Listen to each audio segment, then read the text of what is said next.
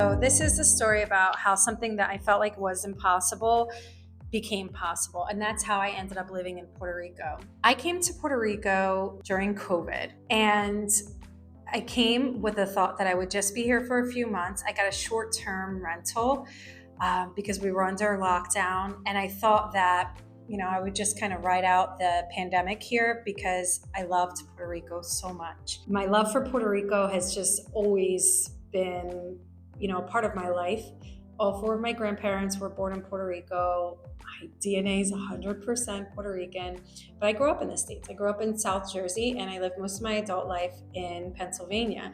And I never really thought that living in Puerto Rico was a viable option for me because I was physically present for work in Pennsylvania. I had to go to hearings regularly, several times a week, most of the time. So I never really thought that I could live in Puerto Rico. But then when the pandemic hit, I thought I would just come for a few months and ride out the pandemic. Let me just take this back a little bit to tell you how this kind of all started. Was in 2019. I took a trip to Puerto Rico because I wanted to start taking cases here. It's not uncommon in my practice area for people to take cases in other states, or in this case, the Commonwealth of Puerto Rico. That part is a little bit uncommon because practice here is different in Spanish. The medical system's different, record retrieval's different. So taking cases in Puerto Rico is a little bit more challenging for someone who's used to exclusively working in a specific state in the United States. But in any event, I wanted to do it. So I planned a trip in 2019 to kind of expand my practice in Puerto Rico. I knew I had to get better at the language. I knew I had to understand the geography better and the infrastructure. So when I came in 2019, something happened. Like, it was this spiritual connection. Growing up, I would occasionally come to Puerto Rico to visit family, and I loved it. I was mesmerized. I thought it was beautiful. I felt very connected. But when I came in 2019, it was something. It was like it went straight into my heart. I felt so overwhelmingly in love that when I got back from that trip in 2019, I started coming back once a month. At the time, I didn't even fully know why I was coming back. Towards the end of 2019, early 2020, I wasn't 100% sure. Like, I would come and I wouldn't even have an agenda. I stayed in hostels. I stayed, wherever. I just wanted to be here. And part of it was because I wanted to work here or take cases here, not live here. I didn't think that was possible, but I wanted to just get to know the island better, get better at my Spanish. But also, I just loved being here so much. I just couldn't stay away. And every time that I would leave the island, I cried like a baby in security line. I would go to the airport, having to go back to Philadelphia to my normal life, and I would just be like sobbing, crying through security. I'm sure everyone was probably like, "How's wrong with her?" But I was miserable. I didn't want to leave. And one of my girlfriends at that time, she was like, "If you cry every time you leave Puerto Rico, why are you leaving?" I kind of held on to that, but I just didn't think it was possible. It's just 2019, 2020. My whole life was in Philadelphia. My friends, a lot of my family was still there, my colleagues, my job where I had to be physically present, and my support network. So everything from like doctors to, everything that you do on a regular basis to operate your like banks, everything was there. So I just didn't think it's possible. Like, who does that? Who picks up their life and moves somewhere far away? I just didn't think that was something that was possible for me. Then COVID hit. And at the time that COVID hit, I was coming to Puerto Rico just about every month. We all thought it was just going to be a few weeks. And so I was preparing for that, just to like buckle down, be isolated for a few weeks.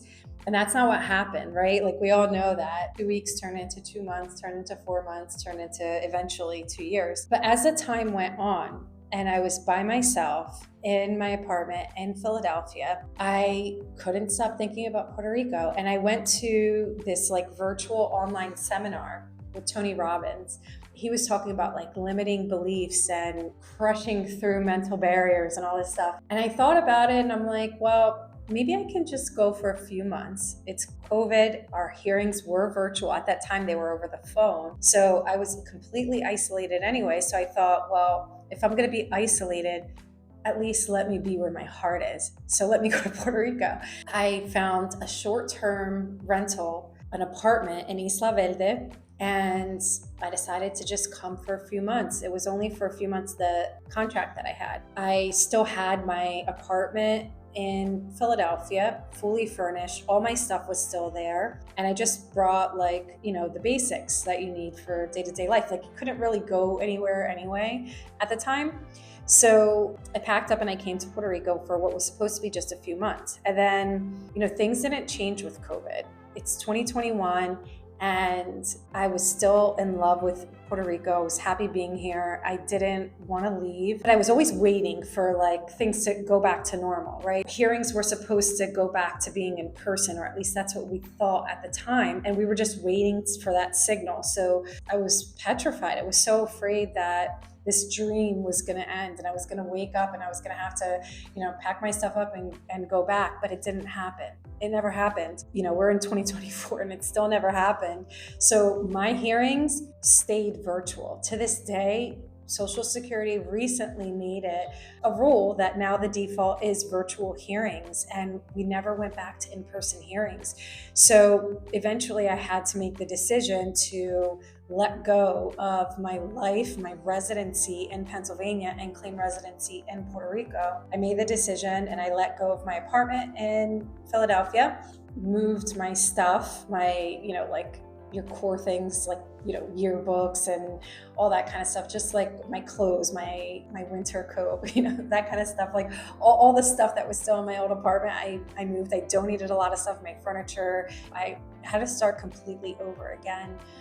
Living here. And in 2021, I bought a car. I started making plans to claim residency in Puerto Rico and really make this my new home moving forward. That's what I did. So it still feels like a dream come true. I can't believe it. Like, how did this happen? In 2019, when I made this Facebook post about, pretty sure one day I'm going to be working from Puerto Rico, or I'm going to figure it out. That was before COVID. No, I never thought that could actually happen. Yes, I wanted to take cases here, but I didn't think it would be possible to move somewhere where I'd lived my whole life and just move to a completely different place, even with the foundation of having family here, my family being from here. I still didn't think that it was possible, but it happened. It's been a really healthy experience for me in so many ways.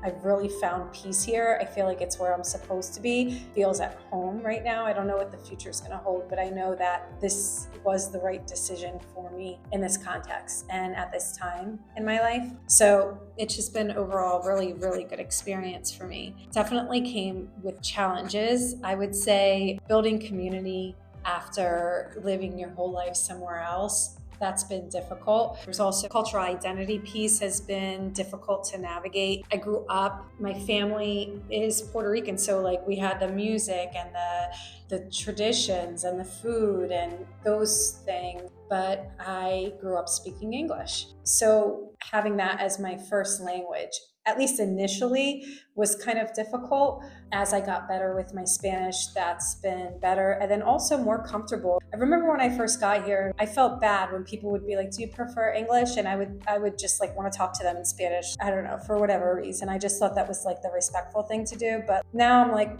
it's okay. They're offering, they don't mind it. If they speak English to me, I can speak English. That's my first language. And that's the same thing when I'm speaking to someone in Spanish in Philadelphia. I'm not thinking twice about it, being kind to them and speaking to them in their first language if that's their preference. Although I do recognize that it's important for me to get as good as I possibly can in speaking Spanish, and it's something I work towards all the time. But anyway, that has been a challenge. But overall, I will say that it's been really, really good for me. I think one other challenge has been navigating the isolation while building a new community. That's another challenge that I didn't really know to expect. There's so many people in your life, or my life, that I didn't even recognize as part of community, or something that I would miss or have to rebuild again when moving to a different place. Something so simple as my mail center, or something so simple as a hairdresser or doctors and things like that. It's just growing up in the same place or being in the same place my whole life. It's everything that you need is just there. when you move to a different place, building community, not just friends. That's something I'm still building is, friendships and relationships, but building community outside of that, slowly that's developing for me, but it's taking time. It's definitely taking time, a lot of patience, and just navigating the isolation and understanding that, resources do come in time. I have to put in the effort too. I made this video to hopefully encourage you if there's anyone out there that is thinking about something that may feel like it's impossible. I remember hearing when I was growing up, like what you think about, you bring about, and, about intention setting and manifestation. And when I see these things, this like magic happen in my life, I'm like, oh my God, it can be possible. These things can happen. And sometimes you just don't see it at the time. You don't see like the path. But this is an example in my life how something that I dreamed about and I thought like would be a dream come true did come true. Thanks for letting me share. See you on the next one.